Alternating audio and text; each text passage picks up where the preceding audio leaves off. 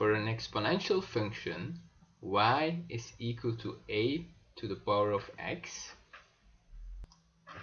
For the exponential function, we have two possibilities. The first one, when a is greater than 1, and then a second one, when a is between 0 and 1. Let's first focus on the first one, and let's take for a, for example, 2.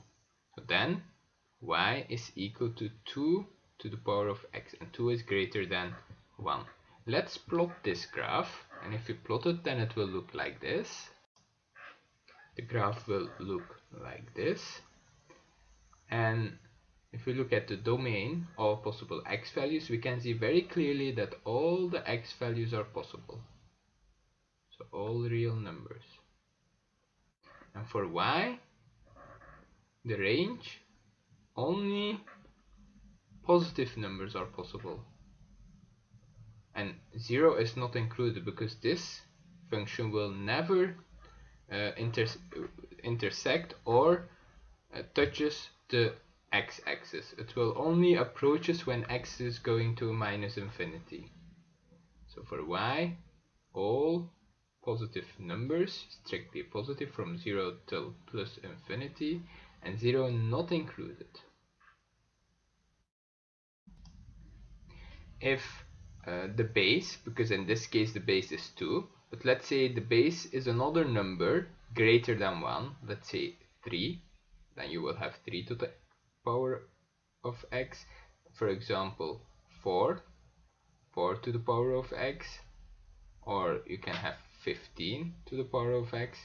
For all those numbers greater than 1, the domain and the range will be still the same.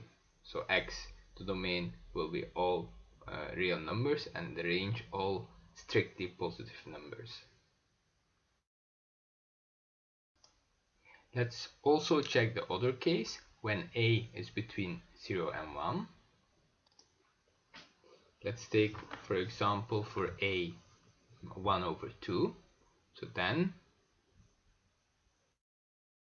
y will be equal to 1 over 2 to the power of x. And if you plot this graph, then the graph will look like this. We can see again that the domain of this function are all possible x values,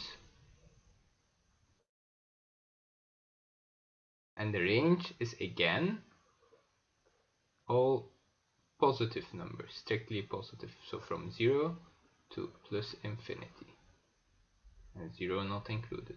So the domain and range will be the same.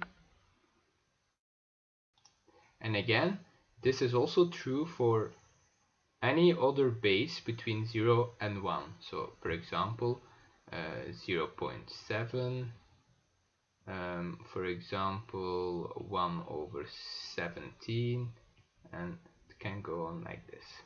Okay.